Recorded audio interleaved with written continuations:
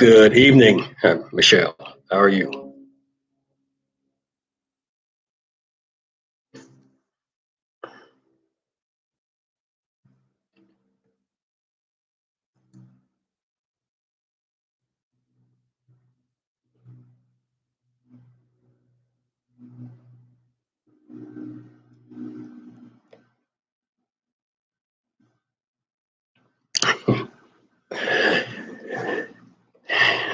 Is not everything one day at a time, 1 second, 1 hour at a time.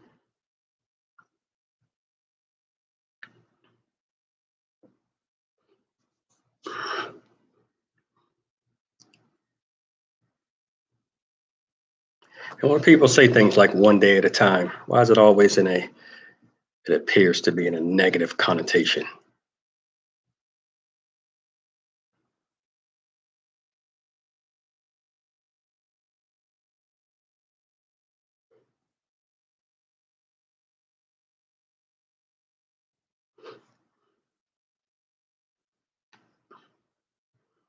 And as I always do, I'm gonna wait a few moments to get started. And how's everybody doing so far? Besides Michelle, I kind of know how she's doing. It's a positive for you not being overwhelmed. All right. You wrote B and I read being. I think my mind automatically put that word in there. Where is my clock? There we go.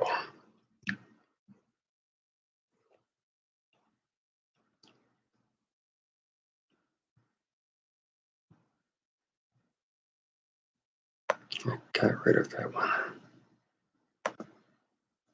Okay, let's go back.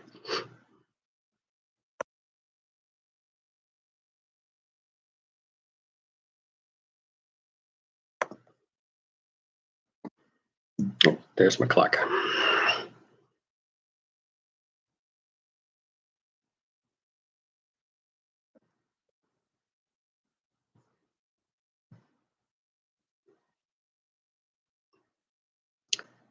How's everybody doing thus far?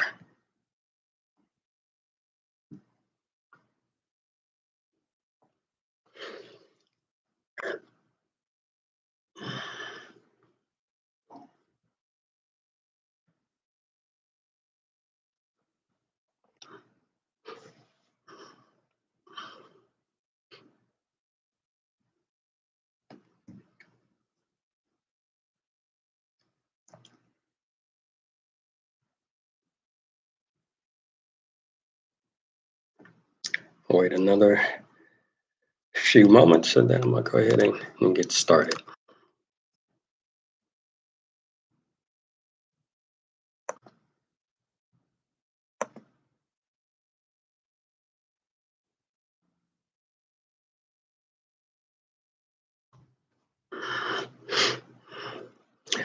I am doing well. I'm always well up when I get to talk to people on here. So, like Michelle, in a sense, taking things one thing at a time. But at the moment, I'm doing well. But thanks for asking. We are going to go ahead and get started. Yeah, so yeah, let's go ahead and get started. All right, so good day, everyone. This is Dr. O. Again, just saying hello and to everyone that's watching this, and a special thanks to those who are going to be participating or who would have already participated. Make sure you hit that subscribe button and that notification bell if you haven't already. And today I want to talk about bias in relationships. And I'm not focusing on one particular type of bias or one particular type of relationship. It can be any type of relationship. It can be with your friends, co-workers, romantic interests. It can be husband and wife, boyfriend, girlfriend.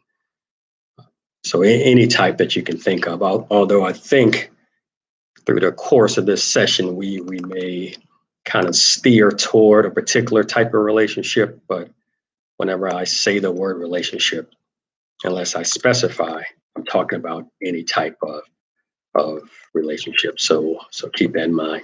And then different than most of my other sessions, I think this may be more instructional or kind of like a lecture, although there could be a lot of debate back and forth. So I'll be getting back more to my roots and what I really like to do of teaching and mentoring and counseling with this. And before I get into it heavy, what are some biases in the type of relationships that you all have? What are some type of biases?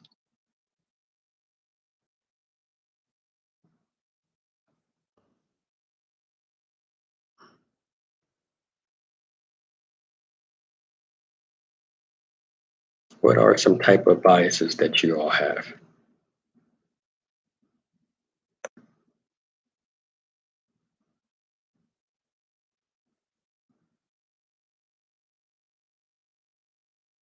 That's what I'm interested in. What are some biases you all have?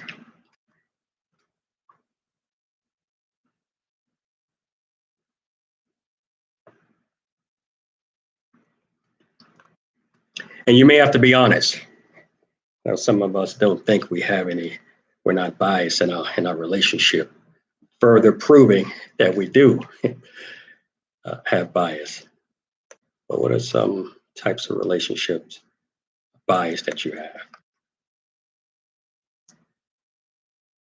And there are different types of bias, of course, dozens, hundreds, if not more. But we're only going to be talking about a few. I have a long list, but I think as time predicated, I'm going to cut that down to just a few of them.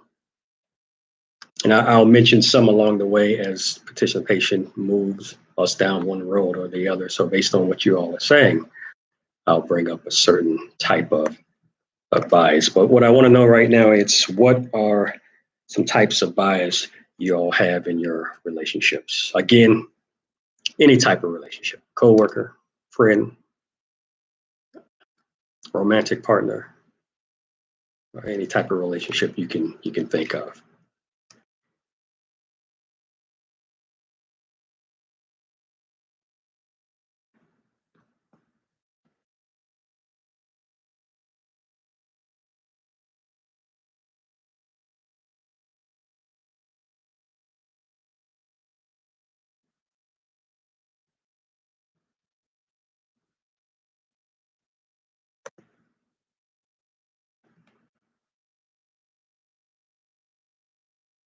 What are some types of bias you all have in your relationships?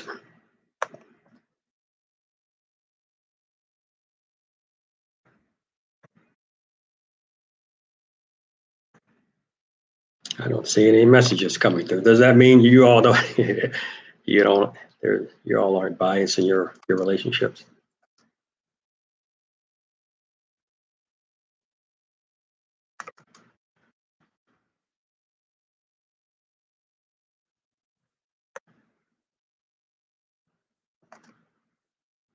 All right, I will keep talking then. For whatever reason, I'm not seeing any messages come through. But as I said before, I do have quite a few topics in mind or types of bias in mind, but I will let the comments dictate. Oh, here's one. Well, my ex is biased against women in charge. Women in charge of what? And what's the bias there?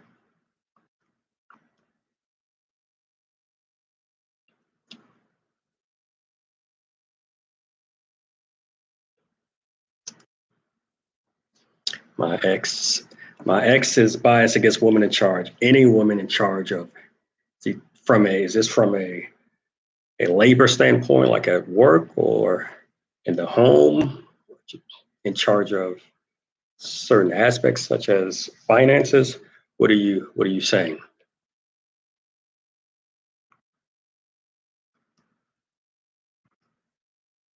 Any woman in charge.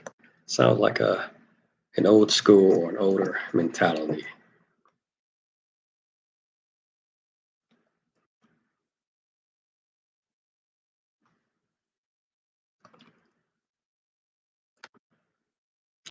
He once asked my boss where was her husband in regards to.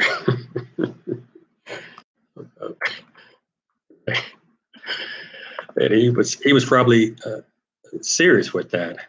I imagine he was pretty serious with that.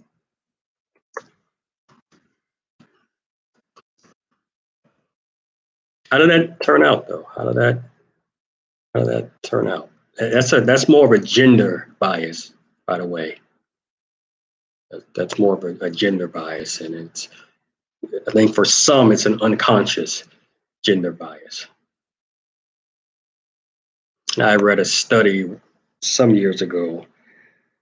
It was two of them actually, two different studies. I think 3 or 4 years apart, where it was anywhere between 80 and 90% of that sample of participants were found to have some type of bias against women.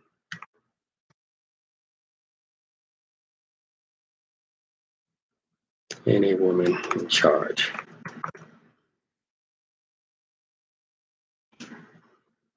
Let me talk a little bit about what bias is and how do we get to bias, because it can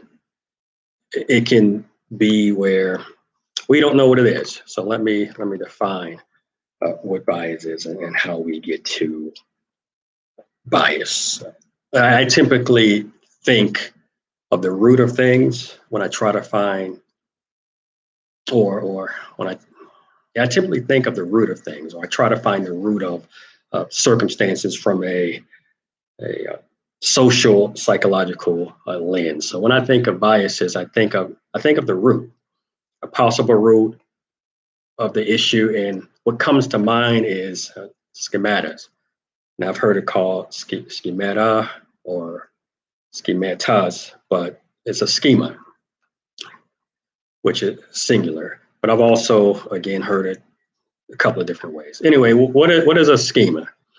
In the social sciences or in psychology, a schema is a mental structure that we use to organize knowledge, that we use to guide our processes, our cognitive process of how we behave. Now, we use schemas to classify or categorize like our objects, events in our lives, circumstances, based on some common feature or characteristic which can help us make sense really of the world around us. Now think of some fruit, for example, such as an orange. Yeah, such as an orange.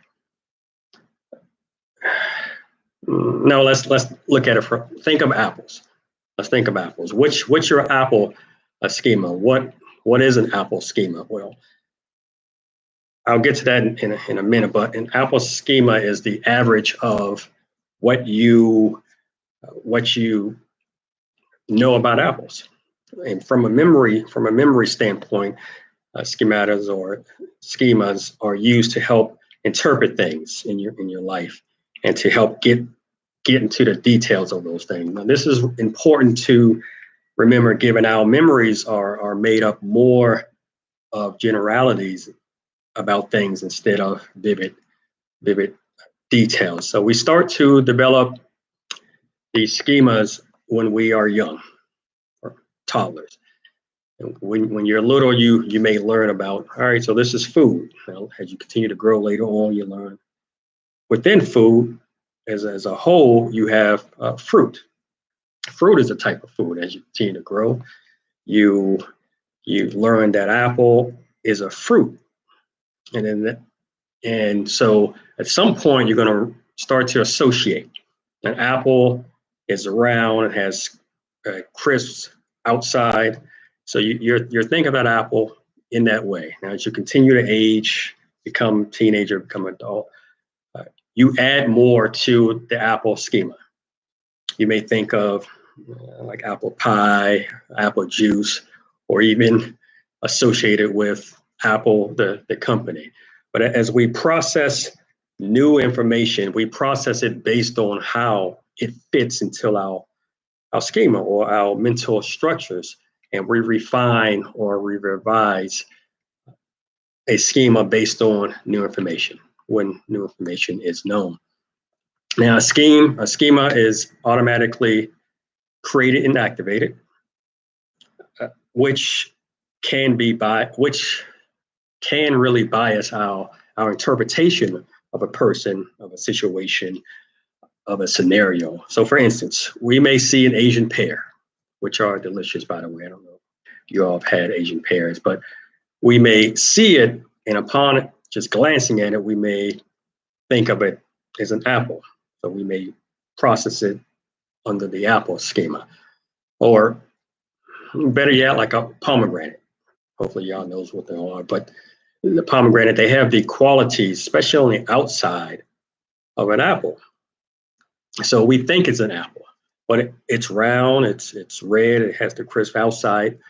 But it's not until we actually cut into it that we realize that it's not an apple at all. Now, this may be okay, but what if it's something more than just figuring out fruit? What if it's about a person or a group of people instead? You know, the problem with this automatic creation or activation is that it can lead to, and this is my first type of bias I want to talk to, it can lead to implicit bias, which are hidden associations about people, positive or negative associations. Another way to look at it is a tendency, implicit bias is a tendency for confirming thoughts that we have that enter our mind somewhat spontaneously upon hearing something or seeing something or seeing a person. And this is generally at the unconscious level. Now, from an APA perspective, which is the American Psychological Association perspective, implicit bias, we can define it as beliefs or stereotypes and feelings that are activated without intending to, or control, or even being consciously aware. Now, implicit bias affects us all, even those who don't think it does. You may be most familiar with implicit bias from a racial perspective. Like people have an implicit bias toward Black people. That's something that I hear of a lot, and they don't think so, but it's actually something that does exist.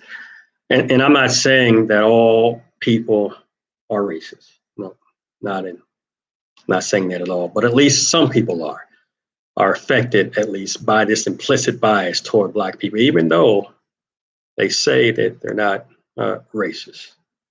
And we may know some of those people. We know about statistics that show how, for instance, Black judges are more likely to have their decisions overturned compared to white judges.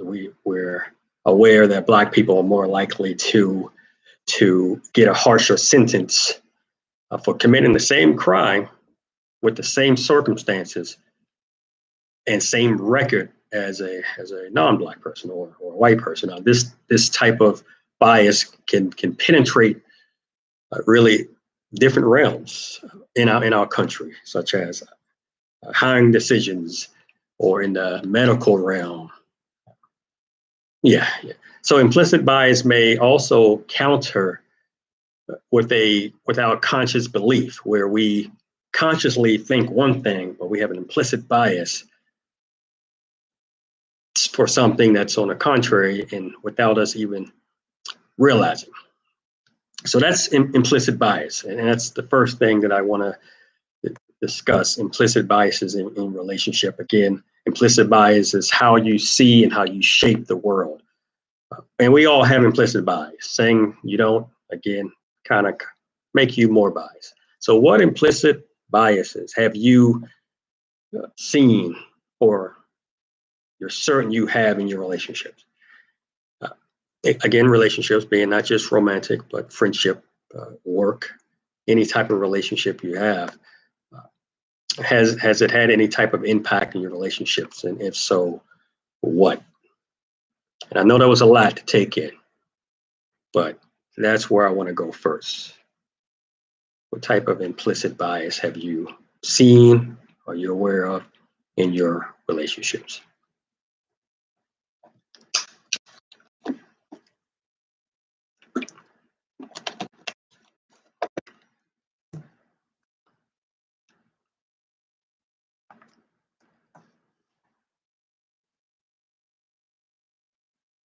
What type of implicit bias do you have in your relationships?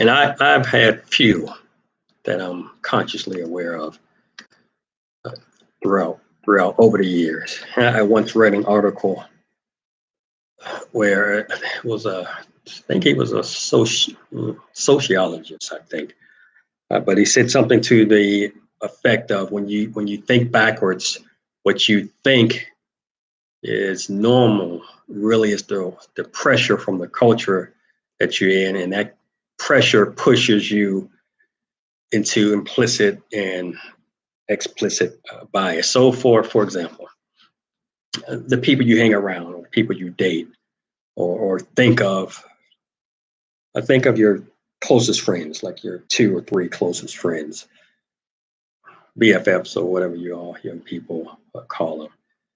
Chances are greater that they're the same race as you, that they're similar to you in a lot of ways, as opposed to being different than you, different race than you are, and having a completely different personalities.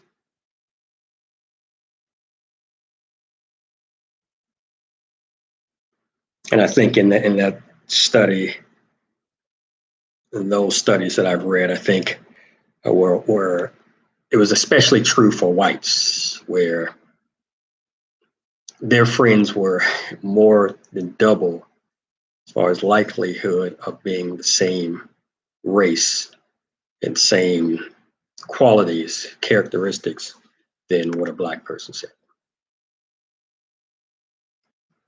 So what are some of your all implicit bias that you've experienced, or that you know of in any type of relationship that you have?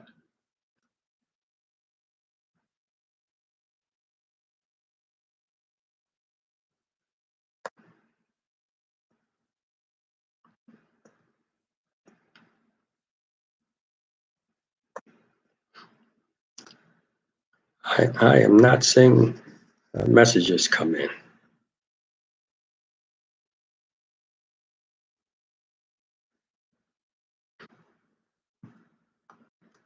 Hey, Dizzy Girl.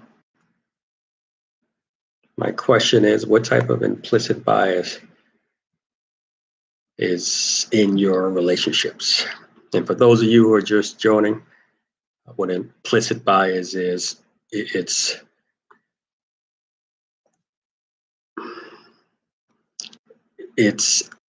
when we underlying, or like an unconscious belief that we have about a situation.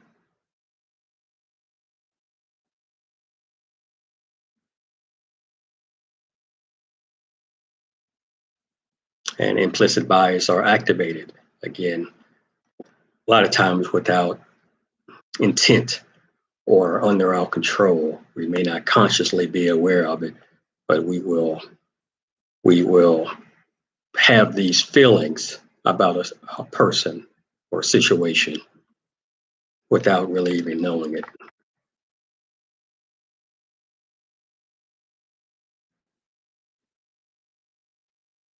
So what type of implicit biases do you have?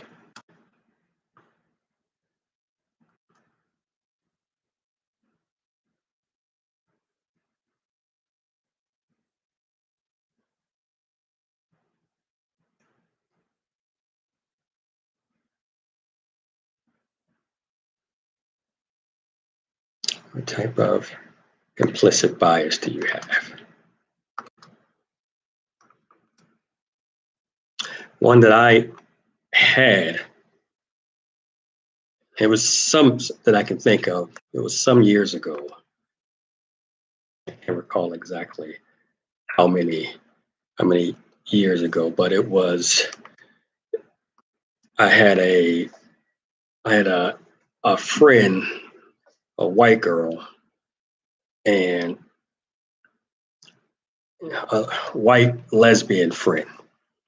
And it's hard really for me to know if I gave her that title as a method of separating her from others or not. But whenever I introduced her, I would always say, hey, this is my white lesbian friend. The implicit bias, implicit bias is, would I have introduced her, this is my white friend, if she wasn't a lesbian? So I had an implicit bias to, you say, wow, really? Yes. I had an implicit bias to white lesbians. I didn't even know. It wasn't until much later that I thought about that and why I was introducing her that way. But that's what I did. So that's a type of implicit bias where we do things and we aren't necessarily consciously aware that we have a bias toward something because it's more unconscious formed. So if it's unconscious form, we may not be consciously aware, so we don't think we have an issue or problem. But I want to hear some of y'all, your thoughts. What's a type of implicit bias have you had in your relationships?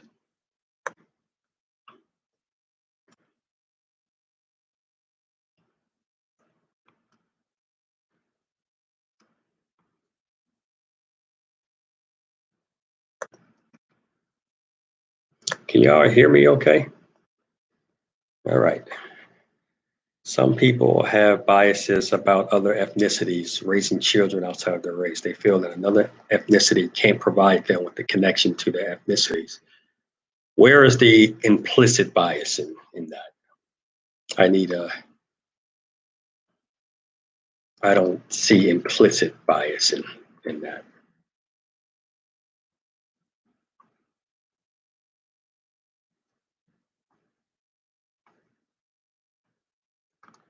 And maybe it's there and I just can't put it together. But where's the implicit bias? Again, a definition more from an APA, American Psychological Association perspective is implicit bias are hidden associations about people.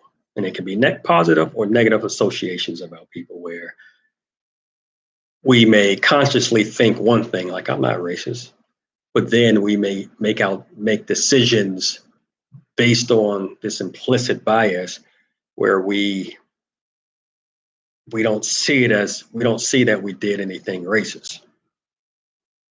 It's like confirming thoughts. We have these spontaneous thoughts that enter our mind, and we confirm those thoughts that enter our mind upon seeing something or hearing something. And this happens usually at the unconscious level.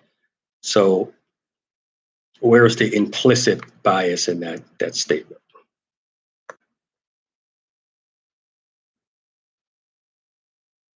And I don't know if there is. And can you all hear me all right? I'm used to more conversation sooner, I should say. And I know this is a different topic, and it can be somewhat difficult if you're not well versed in it. Or you could think you may not have any bias, because I've actually met people over the years who think that they're the special one who they're not biased in relationships. Like if I call my friend Wacky Jackie out loud, is that what you mean? So let's say Jackie was, you say wacky, I'll just say crazy. And whatever you, however you define crazy, she is much different than everyone else. However, out loud, you don't call, like when you're, if you're talking to her, or you would tell her, no, I don't think you're crazy. No, not at all. But then when you introduce her, you say, hey, this is my crazy friend Jackie. That's the implicit bias where, on one hand, what you're projecting to the masses is one thing, but the undertone underneath unconsciously, when you think about her, when you introduce her without even thinking, you say, this is my crazy friend. That's implicit bias. All right, so you're saying it's biased to think that another race cannot provide a child with history pertaining to their race, cannot provide more feedback. Okay, well, be careful driving, because I do not want to be responsible for someone texting and driving, and I'm more likely to laugh at that if something happens than to feel sorry. But no, so we're not talking, you are talking about a bias. However, I'm talking about an implicit bias, a specific type of bias right now. But I agree, it's biased to think that another race cannot provide a child with history pertaining to their race. That's one of those, heard that often. You haven't walked in my shoes. How can you know? But I think nurturing and culture and upbringing and training can happen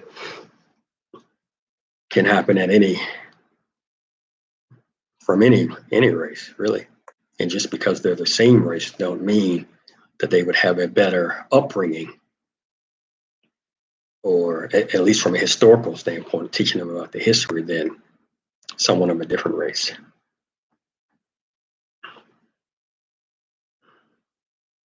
So what are some implicit bias that you all have or have dealt with?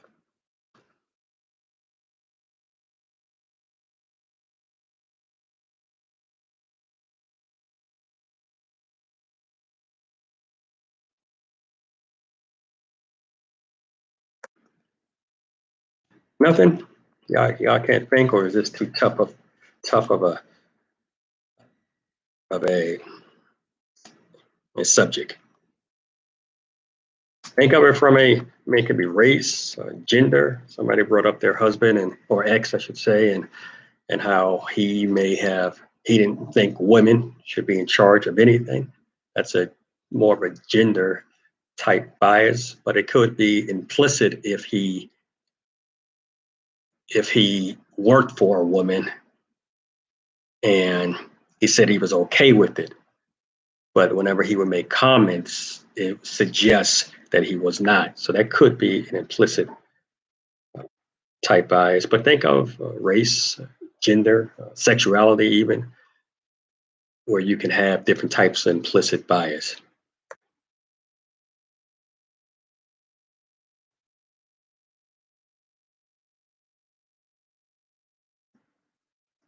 So, what are some types of implicit bias that you all have?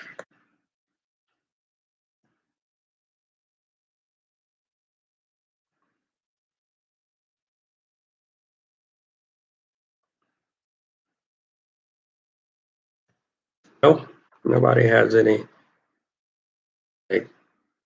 example.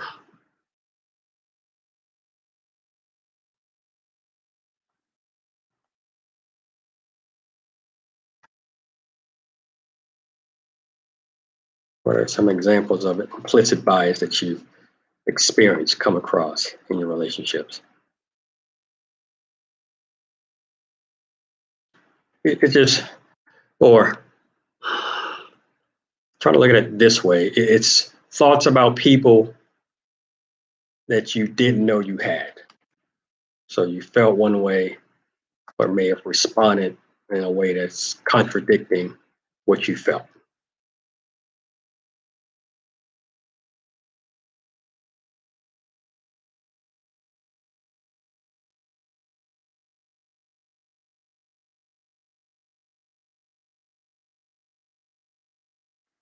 Again, it can be racial, gender, even in the workplace. I've seen it there in a workplace where, using an example from one person already, where they preferred men over women in the workplace, hiring men as opposed to women. So from a career related type of a stereotype, and they preferred younger people over older people. That was their implicit bias. They didn't think they did, but time and time again, it showed. I see that a lot, but time and time again, it showed that they were consistently hiring men and young people compared to women and older people. And they couldn't really brush it off to, well, they were more qualified, or they asked for less money, or anything like that. It's just that was an implicit bias that they had.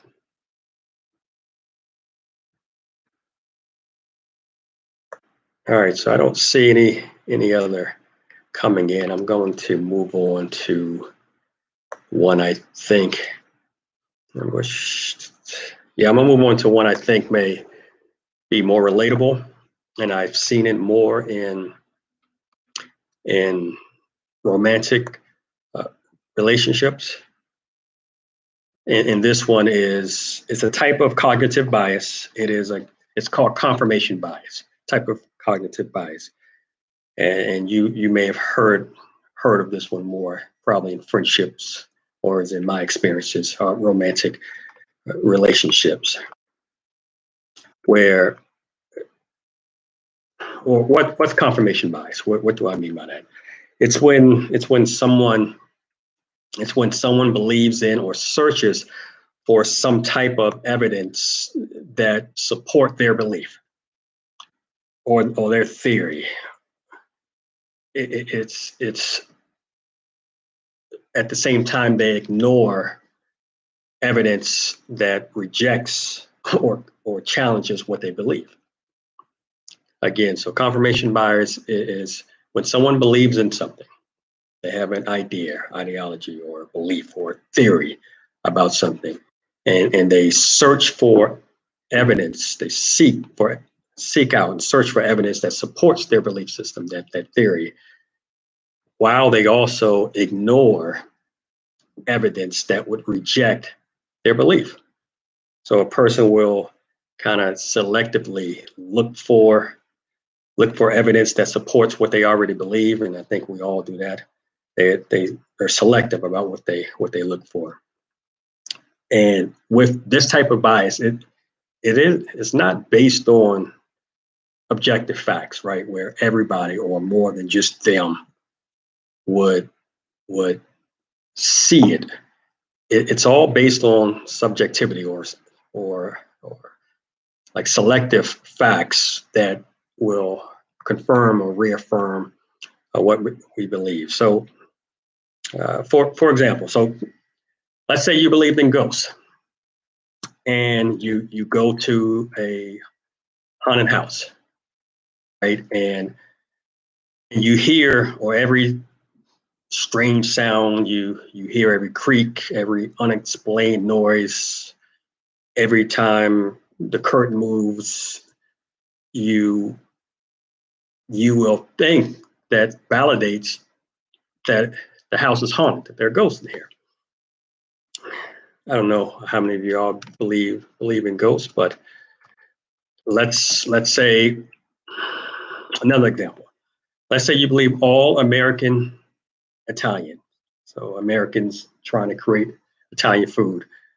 You think all American Italian places put too much sauce in their pasta. Now, through a confirmation bias perspective, you will look for examples or cases that prove you are true. This bias point, it, it this bias perspective or point of view will supersede any evidence that conflicts or contradicts your belief. Now, this can be problematic. Confirmation bias can be problematic in relationships. So imagine that you have your partner, friend, boyfriend, girlfriend, whatever, and you think they don't do enough around the house. You think they don't do enough around the house.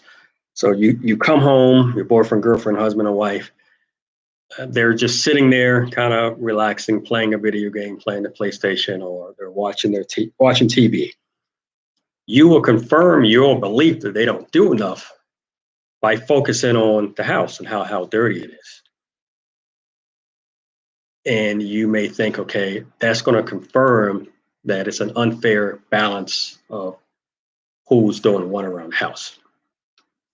That's one way, this confirmation bias, that you see a dirty house, you see them sitting around, how it can be problematic.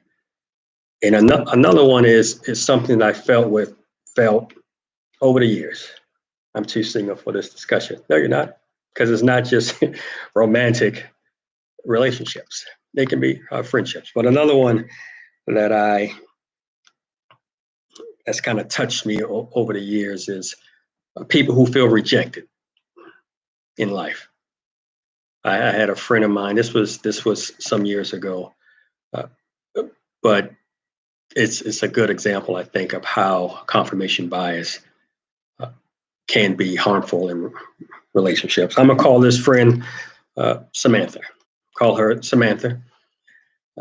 Samantha, she was frequently rejected by her parents growing up. Often, I won't tell you how often, but often enough. Now she she has a strong reaction now, consequently, of how her parents rejected her all the time. She has a strong reaction when she thinks someone is rejecting her.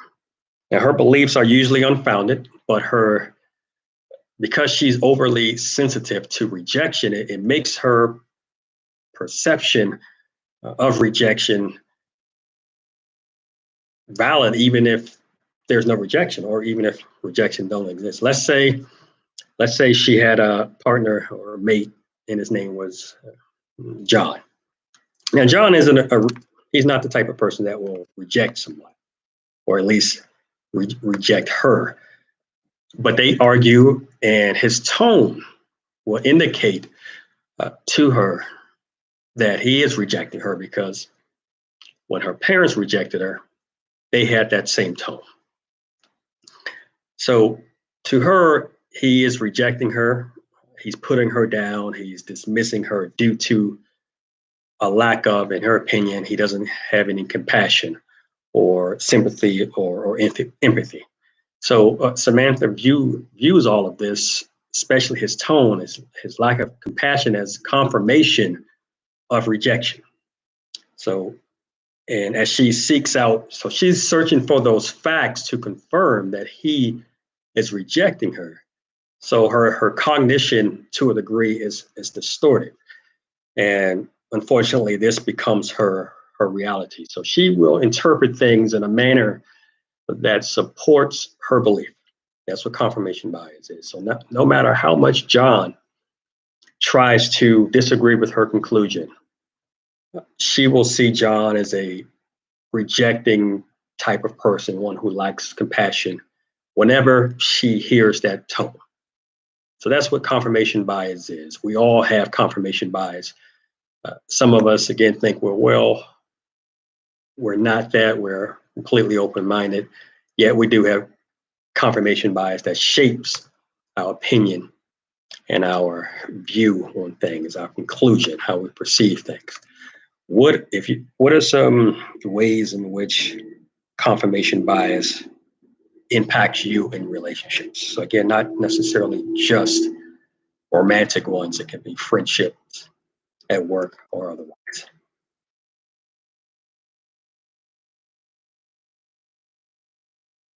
So what are some ways that confirmation bias has impacted you or been in your relationships?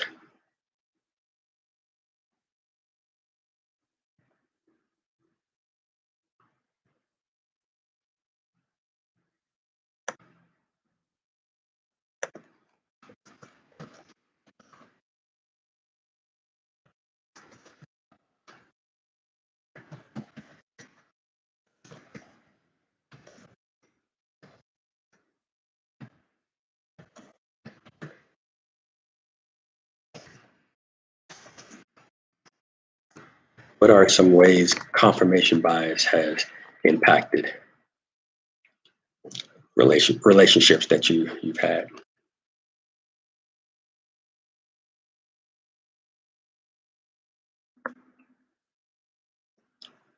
Either the messages are extremely slow or you all don't have much to say on this topic. Hmm. I had a similar discussion with the group of people I was teaching probably 6, 7 years ago. And it was a tough subject.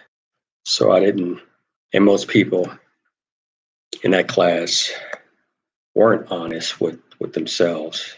I learned afterwards, so they didn't say much. But you all don't have any examples of confirmation bias in your relationships where you seek out information that's going to support what you do, I'm sorry, what you believe.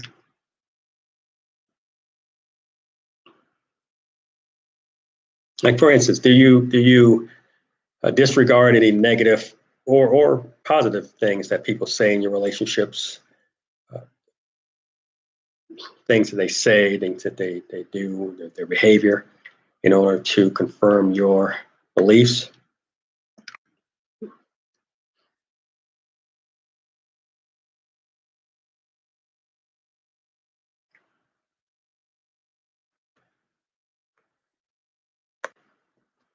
Let me give you an example of one that I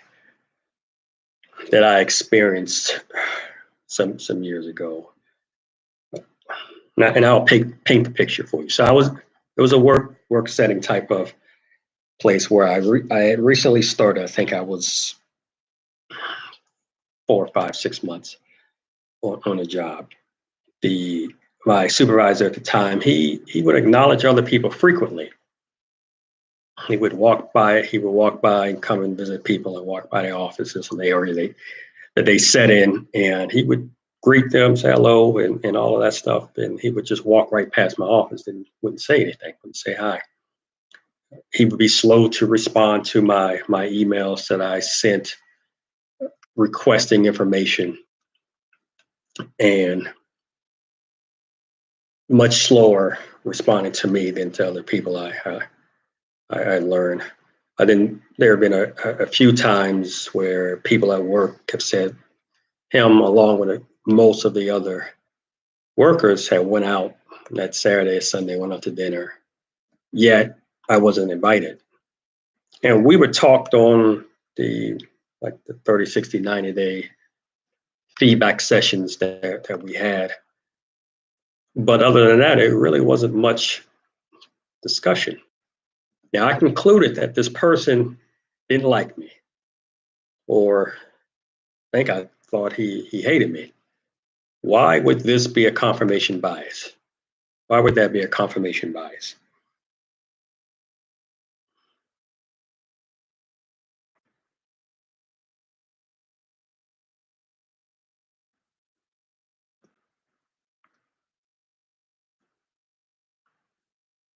Why would that be a confirmation bias? That I thought he didn't like me or or hated me. Why would that be?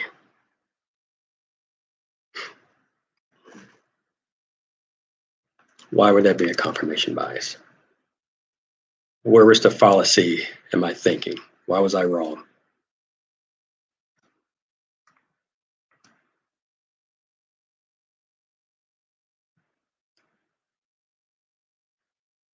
Why was I wrong?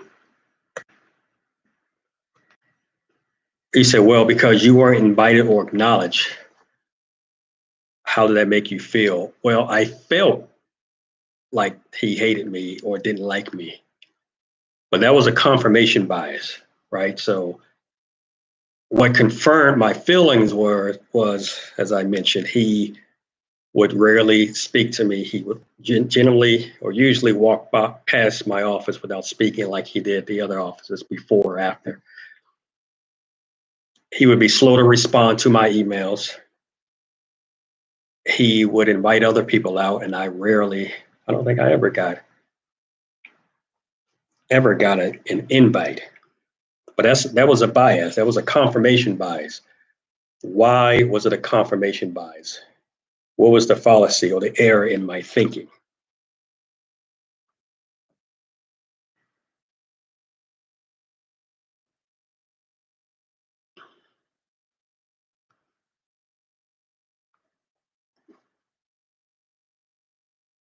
Yes, how did that make you feel? I was, I haven't always been for the most part of my life, I think I'm not a sensitive person. I really don't, it really does not matter how a person views or look at me.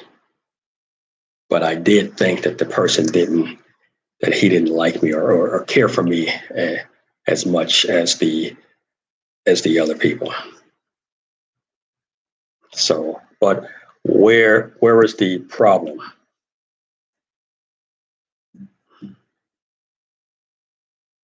Or why was that a confirmation bias? And that's what the issue is. It can be bad in relationships. So while it was a work setting, there was still fallacy in my thinking because I did not, the reason it's a confirmation bias being I didn't confirm if he actually, I didn't confirm my thoughts. I had a feeling that he didn't like me or that he hated me, but I didn't confirm my thoughts. I did personalize it, right? Because everything I feel is personal to me. So I did personalize it, but the bias is because I did not confirm. And if we take that over to relationships, especially the romantic relationships, husband, wife, boyfriend, or girlfriend, if we have that type of bias in our thinking, you can see where that can be problematic. And we don't always we won't admit it because we don't like to be wrong. And I'll get to the my next type of bias here shortly. But we don't like to be wrong. We don't like to admit that we either have a confirmation bias toward other people, or for whatever reason, we don't even speak to situations we've been in where we've been on the other end, the receiving end, such as I was, and personalizing things. But in relationships, let's say a marriage or a serious relationship, if we are letting behavior and action confirm our beliefs instead of confirming our beliefs, that can be extremely problematic. Let's say, for instance, I took my belief and I ran with it. Let's say I would have filed a complaint with HR or would have started talking bad about them to my coworkers. That could have been a major problem because I don't know why he did those things. I don't know why he behaved the way that he behaved, but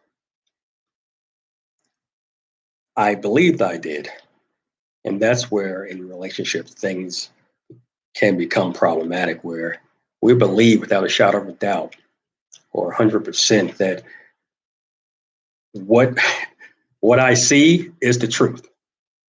That there's no other explanation that I can come up with as to why he's behaving the way he behaves toward me. Now, at the time, believed that I was right, that he did not like me. But I later learned it was not that. It wasn't that at all. It was he wasn't involved in hiring decision. It was me, the supervisor, then think of the director or the CEO, think of the three levels like that. So he wasn't involved. And within the first couple of days, that's when he got a hold of my background and my resume and everything. And it wasn't that he didn't like me, he was intimidated by my skill set and because I could do everything that he was able to do. Yet they didn't have an opening for that. They only had an opening for a step lower. And he was worried that at some point I would replace him.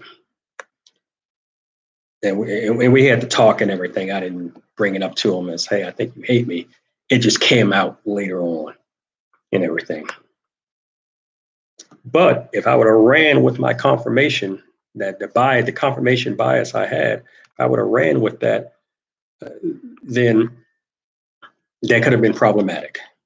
And what I've seen in relationships, and I'm not trying to be a relationship therapist at this moment during this session, but what I've seen in relationships is we have this confirmation bias and it impacts the relationship because they will each side or each person will rarely validate their feelings. They will rarely confirm through asking questions in research.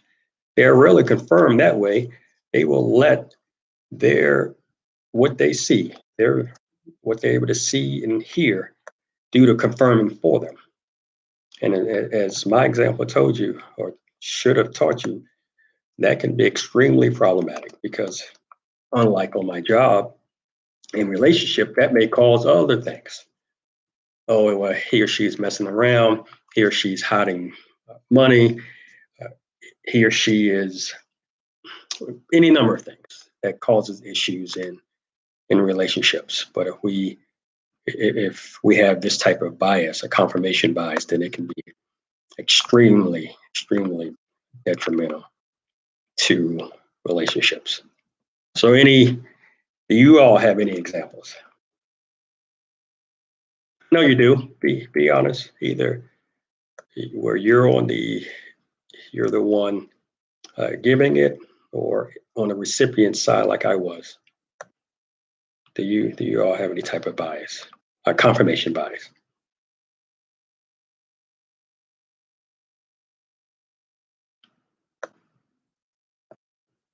Yes, no.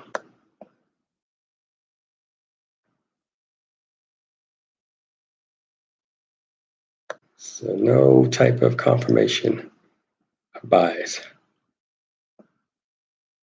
All right, so this one is going to be a short session because I'm used to a lot more back and forth. But I did say at the beginning that this is one that's going to be more for teaching, I think. As I thought about it, it's going to be more lecture-like and teaching as opposed to interactive.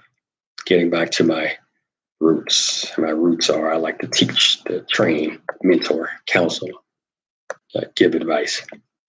But that's okay. So let's move on to, and I'm only going to do three, so I'll do one more. I'll stop after this one. So the last one I want to discuss, and I think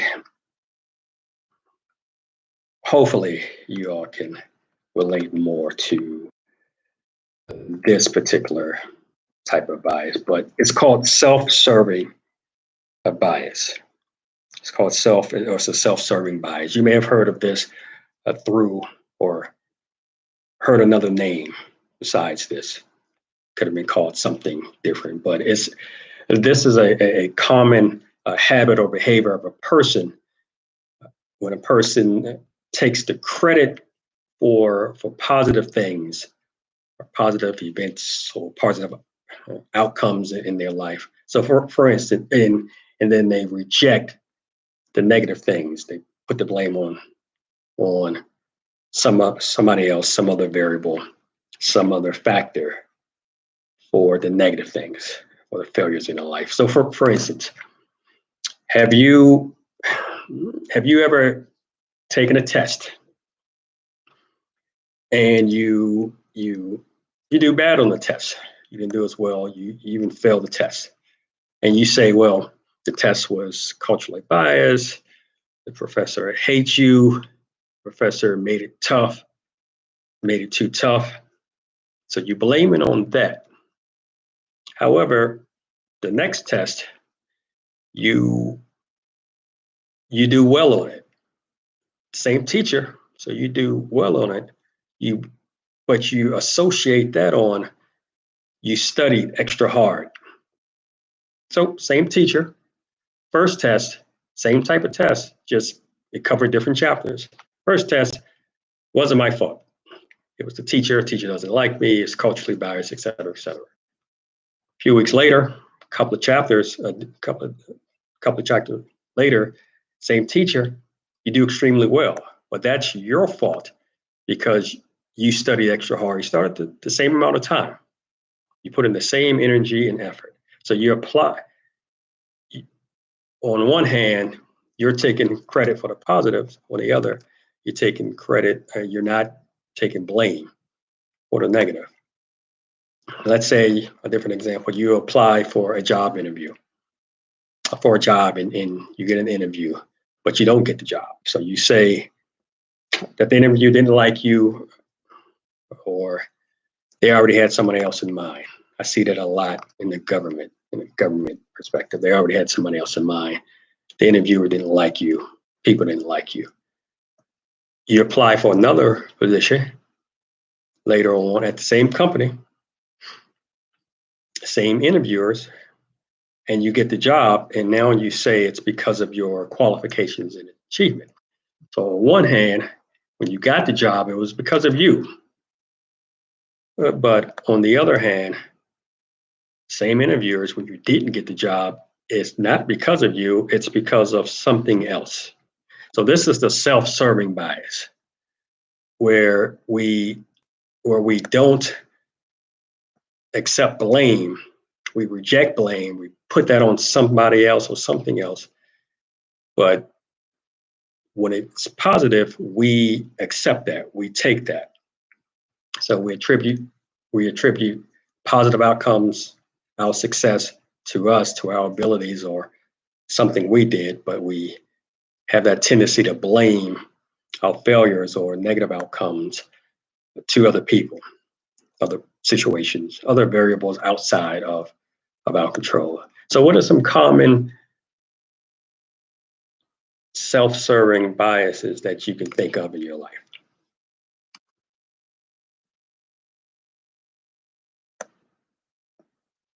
And some common motivations that I often hear associated with self-serving bias is a desire to really keep up our self-worth. So our self-worth in a positive standpoint, and then that's like self-enhancement.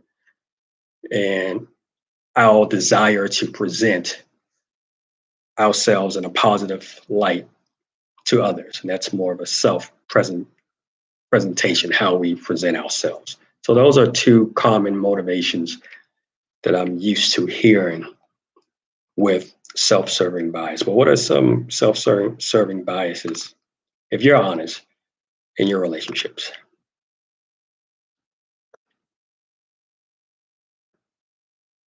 Let me ask it from this way. Ladies, what are some self-serving biases you've heard from men in your life? Romantic partner, or friends, coworkers?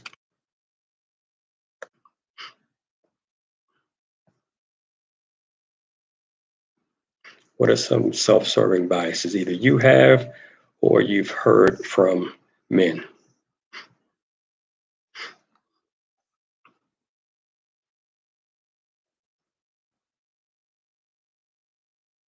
The same thing. Men, what are some self-serving biases you hear from ladies or you've heard from ladies?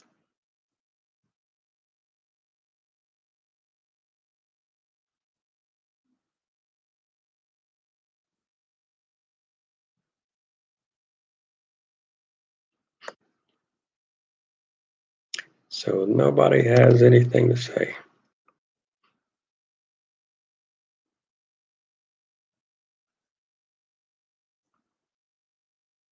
I thought for sure I would hear a lot of people or have some input on this.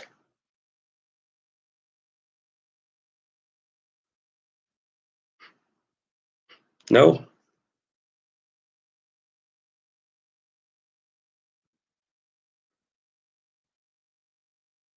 nobody has any self-serving biases in your relationships.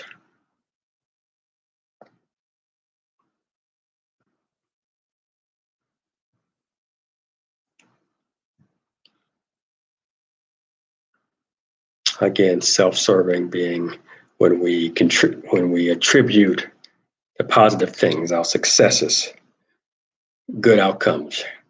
Hey, that's my doing. But if something goes wrong, it's not because of me. That's somebody else. That's what the self-serving bias is.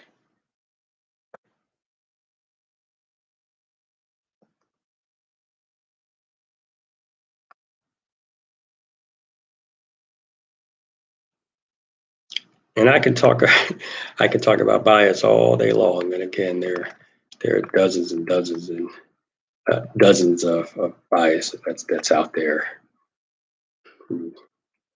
Negativity bias, the one that comes to mind, kind of similar or closely related to confirmation bias, and got the attribution error. I think I've talked about that before.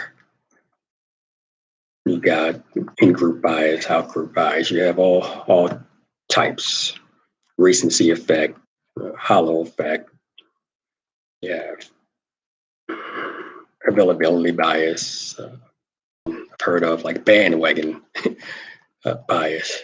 But you have many, many types of bias out there. So I'll ask the question again. I'll go over the three that I discuss in here and see if anyone has anything new to say. So the first one was implicit bias, where we have our hidden associations about people, good or bad, positive or negative. And it's hidden, meaning it's at the unconscious level. And we can look at that as having a tendency of confirming our thoughts with those spontaneous thoughts that hit our mind from a spontaneous perspective. And so it confirms our thoughts upon hearing or seeing a person. And again, that's mainly at the unconscious level, and it's usually activated without our awareness or without our intent to activate. So that's implicit bias. And I think I gave the example of having a white lesbian friend, and whenever I introduce her, I would introduce her as my white lesbian friend, but I wouldn't introduce my other white friends as my white friend. So I think I had an implicit bias against lesbians, I think. The next one was the confirmation bias, and I hear about this often in relationships, romantic relationships, where we hear or we search for outcomes, situations, we listen for words, look for behavior that confirm what we believe while rejecting those thoughts, feelings, those thoughts, those words, the behavior that contradicts our belief. And we all do that. So it's like we selectively look for information, look for facts that's more subjective versus objective. We look for facts that will confirm what it is we believe. And I gave an example of a position that I was in before where I thought that my boss, supervisor, didn't like me and that he hated me. And that was a fallacy. It was confirmation bias because I did not confirm outside of my own thoughts. Like there was no other explanation. There could be no other explanation at the time as to why he was treating me the way he was. Why did he walk past my office but speak to everybody else most of the time? Why would he take so long to respond to my emails? Why was I left off of the mass organizational emails that went to everyone? Why most of the time was I left off of those emails? Why he would invite other people out, but I was left uninvited? And the only explanation I had was he didn't like me. He hated me. And then through something unrelated, some months later, it came out that it's not that he didn't like me or hated me.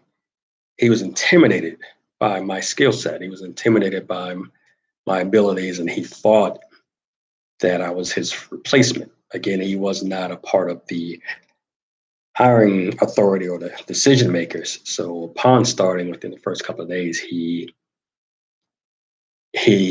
found out of my background and my abilities and everything. And if there was another equal position to his, or if he wasn't there, I would have been hired into his position. And so he was intimidated. So that's why he was like that toward me, and not because he hated me. And then the question was, that was at work, but what if we do that in our relationships, like our romantic relationships, boyfriend, girlfriend, husband, and wife? How can that be bad? How can it be bad if I personalize something that's not true? And instead of validation through asking questions directly, instead of validating it or confirming things through validation, I go with what I see and hear and accept that as truth. So I do want to give y'all a chance to answer that question once more. How is confirmation bias a bad thing? How is confirmation bias a bad thing in relationships if we don't validate our assumed feelings? I say assumed feelings because how can we know anything unless we validate? So how can confirmation bias in relationships be bad? And what are some of your confirmation bias type situations you've been in or you've had experience in your relationships?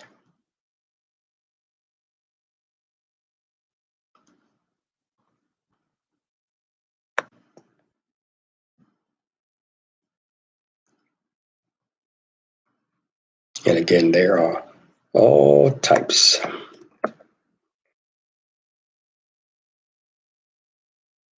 All types. If you're in a relationship of any kind, you've had some. You probably fuss and argue and hear certain things and say he or she is like that. He or she is like that.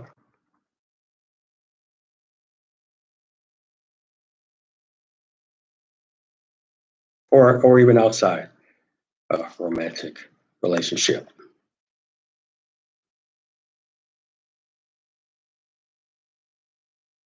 And look at this from a confirmation bias being a type of cognitive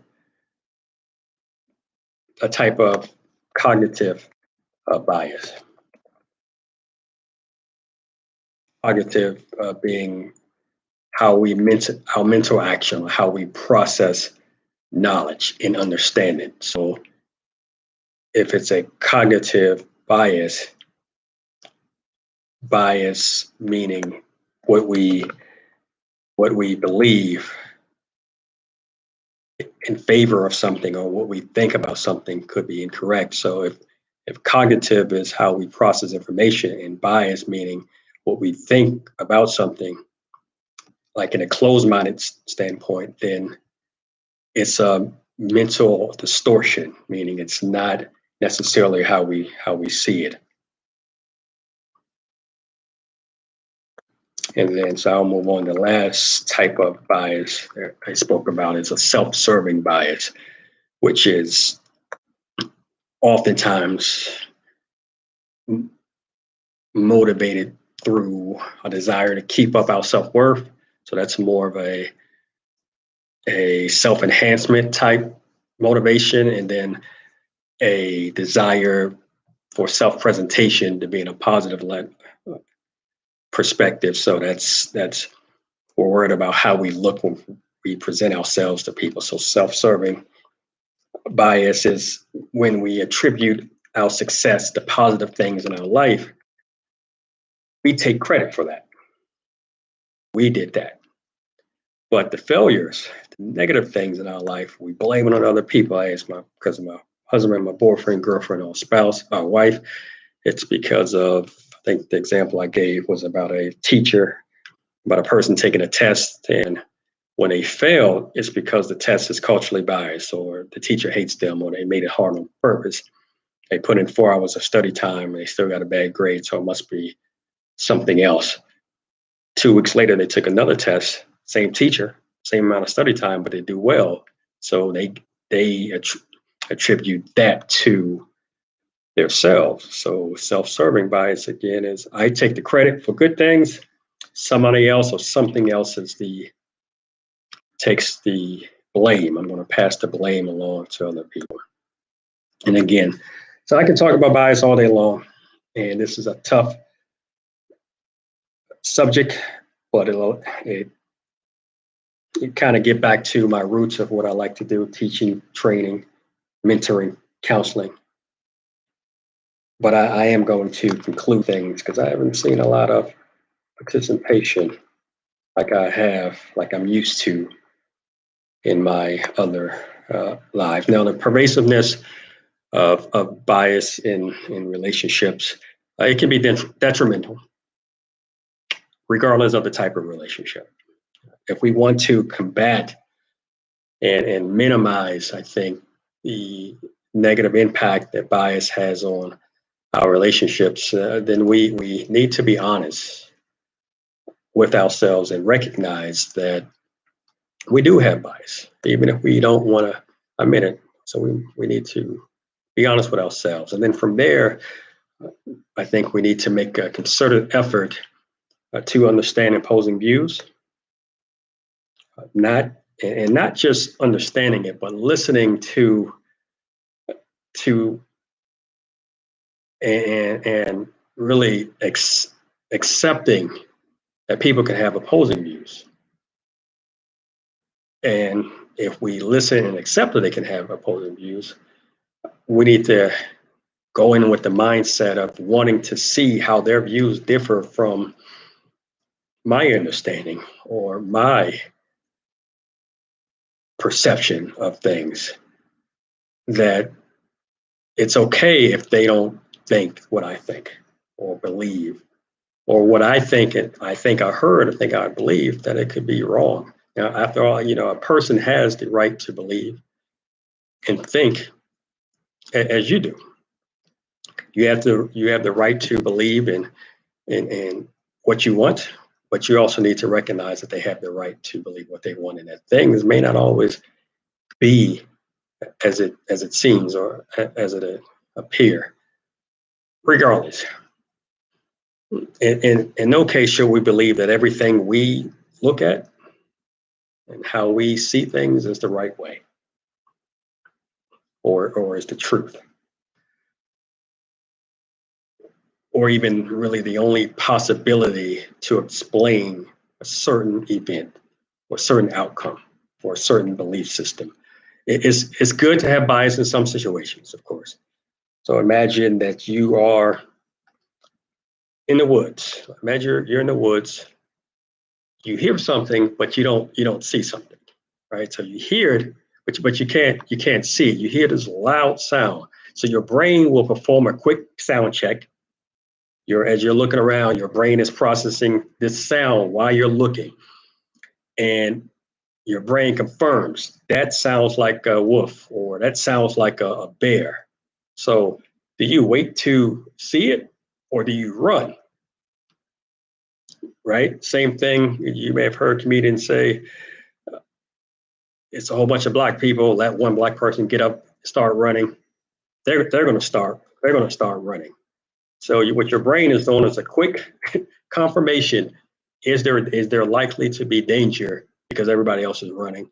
So you're going to start to run. So this is a type of survival confirmation bias where that automatic activation of schemas that I talked about earlier, where you start to associate and organize and classify information into these schemas. I talked about Apple schema, and if you're just looking at something and it's round and it's crisp and it's red or green, you're going to associate that with Apple. The survival confirmation bias is you're doing that quick check. Your brain is doing that quick automated check. So you're going to get up and run. And that's a type of survival confirmation bias. So that's a good thing. But bias can also be bad, where in addition to what I've mentioned earlier, imagine if it's in relationships where you think what you think is the only possible explanation. We must get at the root from a why perspective, why we see things the way that we do. Why is it we can easily spot situations that confirm our thoughts and beliefs? Why do I have the same arguments with the same people about the same things? So getting at the why, I think, can help. So getting at the why can help you understand that one, you do have biases in many facets of your life. And then two, you can start to make changes to better your relationships, regardless of the type of relationship that you have. And in doing so, maybe instead of being biased in favor of yourself, be biased in favor of the other person's belief. Well, maybe anyway. Make sure you hit that subscribe button and notification bell. And this is Dr. O signing off.